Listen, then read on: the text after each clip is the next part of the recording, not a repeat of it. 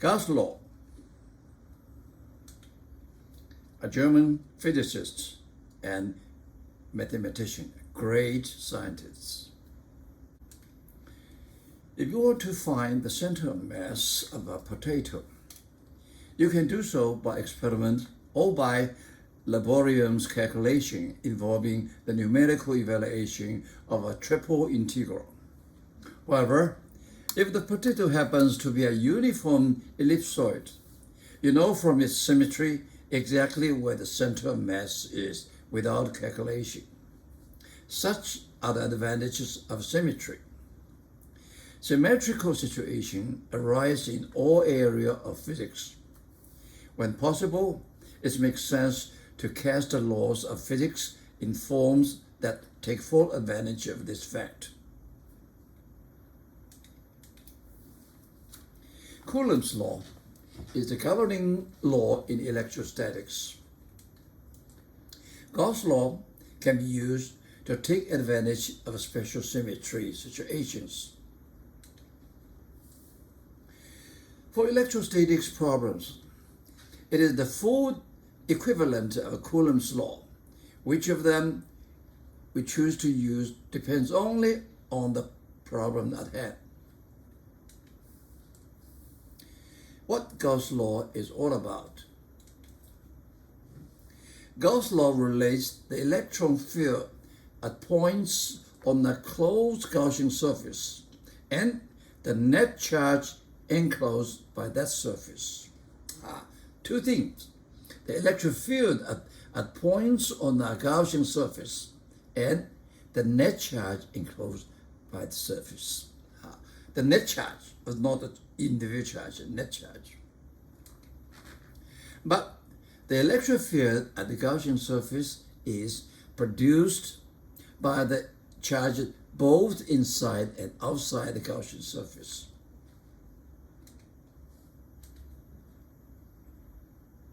Central to Gauss' law is hypothetical closed surface called a Gaussian surface. Two things: hypothetical closed surface. The Gaussian surface can be of any shape you wish to make it, but the most useful surface is the one that mimics the symmetry of the problem at hand. Thus, the Gaussian surface will often be a sphere, a cylinder, or some other symmetrical form.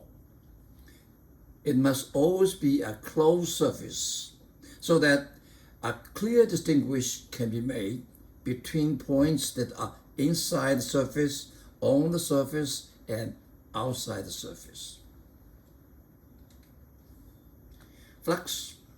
Let's look at liquid fluid, so an area. This is an air flow. Okay, this is a space area. Okay, we see if they perpendicular, then the amount flowed is VA. If they have an angle, it's V dot A, V cosine theta A, right? So V is the velocity of air, A is the area of loop perpendicular to the surface. Then the area, magnitude, also its direction is perpendicular to the surface. Okay, like this is direction of A. Okay, now in our case, A is perpendicular to surface. This is the V. Now, and we see the rate phi of volume flow. So the loop A is phi equal to V dot A. Okay, or equal to VA cosine theta. Flux of an electric field. We look at this one. We have a body is inside an electric field. We want to find the flux and electric field around this surface, okay? Which is phi equals sigma delta phi. Because the situation is not uniform, not symmetry, we divided this surface into many small ds or delta s. And each delta s we have a delta phi electric field. And we put them together, sigma or integration, okay? And this phi is E dot dA by definition. E is electric field dA is the area.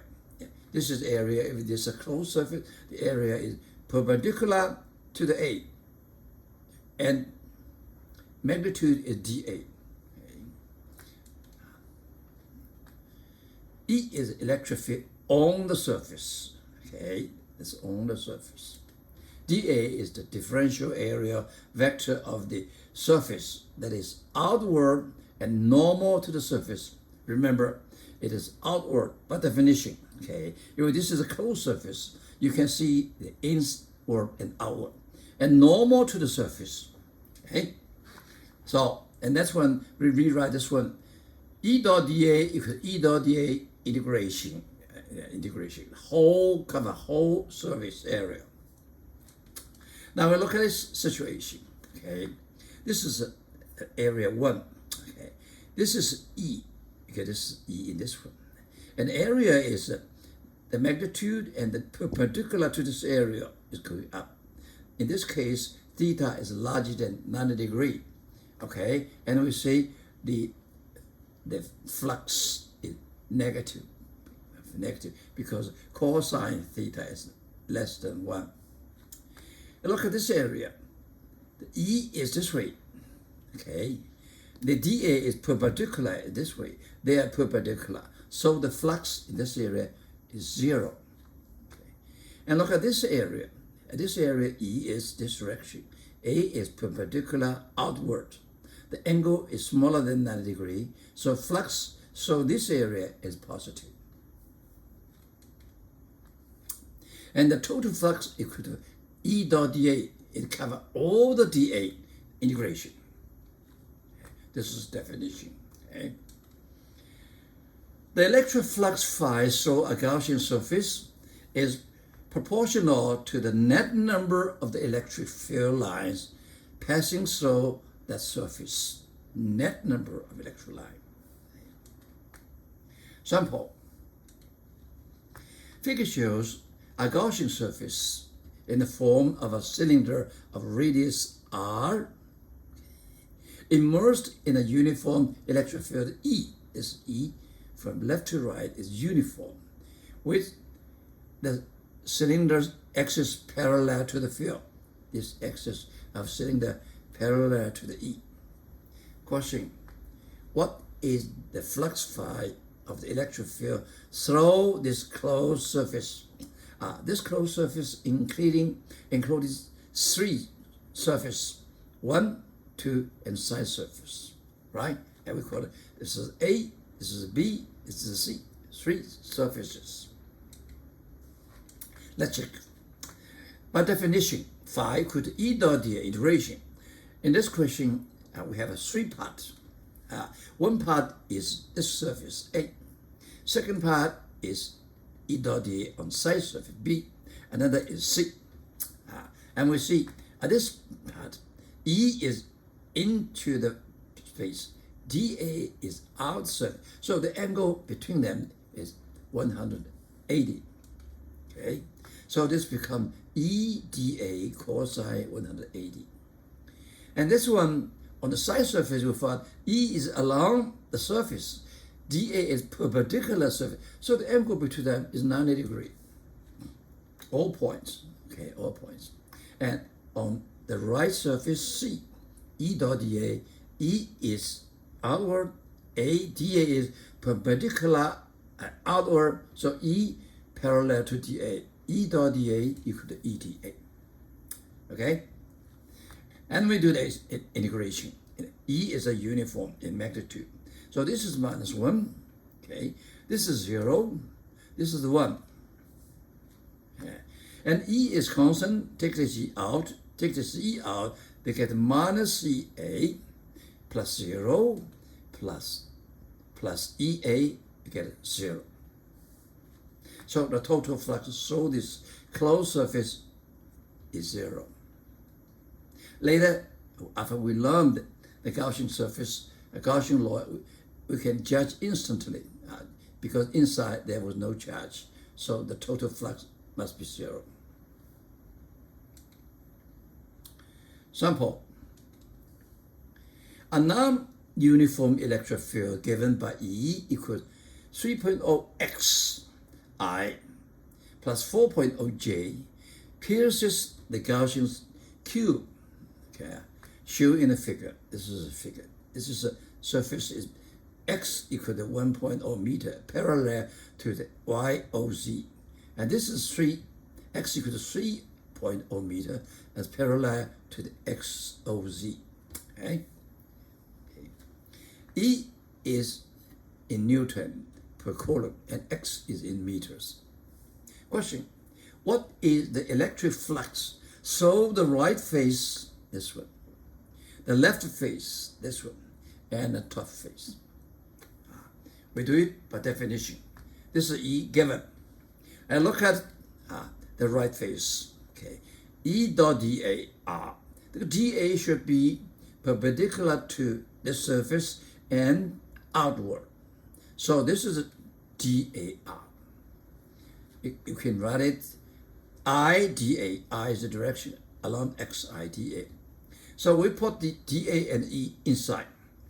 This is E, this is dA, and we dot, okay, and dot it. So this becomes 3.0 xi dot I plus 4.0 j dot I dA. And we know that j dot I equal to 0, I dot I equal to 1. So this become 3.0 dA x dA. We have x. And x is on the surface. On the right surface, we see that OX equal to 3.0. Okay, right? And so we put those 3.0. Then we get 9.08. Okay? And then what is the A? Look at this one. This is cubic. This is 1.0 meter. This is 3.0 meter. So the length is 2.0 meter. And this A is 2.0 multiplied by 2.0, 2.0 squared. We get the answer. Same thing for electric flux on the left side. Okay, on the left side, E had the same thing. And the left side, dAI, should be perpendicular to the left side and outward. So this is dA. It's negative x, is minus j directed dA. So with the inside, we get E, this one, 3.0 xi plus 4.0 j. Dot dA, dA is minus j dA. Okay, same reason. J dot I equal to 0, j dot d, j dot minus j equal to minus 1. So this become very careful, the minus 12 Newton meter square over Coulomb. Yeah. And the top one, we want to find DAT top. Okay, DAT top is perpendicular to the area and outward. So in this case, we can write JDA. And we put this one inside, and we'll do the calculation, we get the answer, 16 Newton meter square per Coulomb.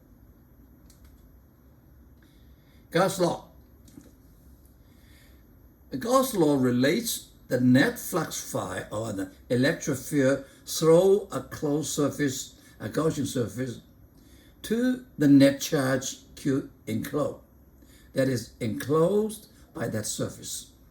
Two things related with each other. It tells us that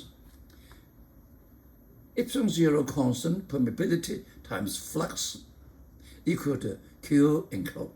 That's simple. Okay, this is very simple one. Want to see how you want a fancy one? Sure. We put the definition phi inside. Phi is sigma of integration E dot dA integration. We put this one in place. It looks like fancy. Actually, it is this one. Okay, this is Gauss Law. This is Gauss Law. Let's see, epsilon zero is permittivity constant. It equals to 8.85 times 10 to the minus 12 Coulomb square over Newton meter square. Okay. Q enclosed is the net charge within the Gaussian surface. dA is the area vector. It should be outward and normal to the surface. E, the electric field own Gaussian surface, resulting from all charges, both those inside and those outside the Gaussian surface. Charges, no matter how large or nearby, outside the Gaussian surface are of no concern, only concern inside. Okay? It's just one. Okay? And this integration is over whole Gaussian surface. Now we look at this case. The algebraic sum of all the enclosed positive and negative charge tells us something about net flux through the Gaussian surface. Now, if Q enclosed is positive, like this one, this surface, okay, the net flux is outward. Look at this, net flux outward. If Q enclosed like this surface, closed surface, is negative, flow in, okay, the net flux is inwards. If this is negative, the net flux inwards. Okay, if zero, this is net flux is zero, and the total, okay, so we had phi 1 is large one, positive charge. This is phi 2, this closed for is negative because inside you have a minus Q. And we can do 3, this 3, there's no charge at all, so it must be 0. And this is a 4, is also 0 because sigma Q equal to 0. They do have a charge, but the sum is 0, so flux 4 is 0 too. Sample. Figure shows 5 charged lumps of plastic and an electrically neutral coil. This is electrically neutral, okay. The cross-section of a Gaussian surface, S, is indicated. This is what. Yes. Question, what is the net electric flux through the surface if Q1 equal to Q4 equal to 3.1 nanocoulomb, Q2 equal to Q5 equal to minus 5.9 nanocoulomb, and Q3 is minus 3.1 nanocoulomb. That's very simple because this is by Gauss law, the flux equal to Q enclosed of epsilon 0. And Q enclosed 0, you have Q1, Q2, Q3. We put them together, we get an answer, okay? This answer is minus 670 Newton meter square per coulomb. Very simple, I'm not going to do it. This is negative, okay, negative. The minus sign shows that the net flux through the surface is inward. So the net charge is negative. Gauss law and Coulomb's law. If Gauss law and Coulomb's law are equivalent, we should be able to derive each from the other. Here we derive Coulomb's law from Gauss law and some symmetry considerations. Now, this is a charge here. I want to find a point, distance r, okay, from the center. Okay. Let's say, by symmetry, the direction of E on that Gaussian surface, we make a Gaussian surface as a sphere with the center overlap with the charge. Now, by symmetry, the direction E on the Gaussian surface is along the radius. And the magnitude of E is the same on the surface. There's a symmetry, okay? This E equal to this E, okay? But the direction is different along the radius. So, we say the Q enclosed in this case is Q. Is this only single charge? We do the E dot dA integration. E is along the radius. And so dA is perpendicular to the surface and outward. So it has the same direction along the radius. So E parallel to dA along the radius direction. E dot dA equal to E dA. By symmetry reason, E is constant on the surface of this sphere. Okay, so we'll take E out and get integration dA. This is the surface of the sphere, which is equal to 4 pi r squared. Okay, so what does E from here to here? E equal to Q over 4 pi epsilon 0 Q. This is the Coulomb's law.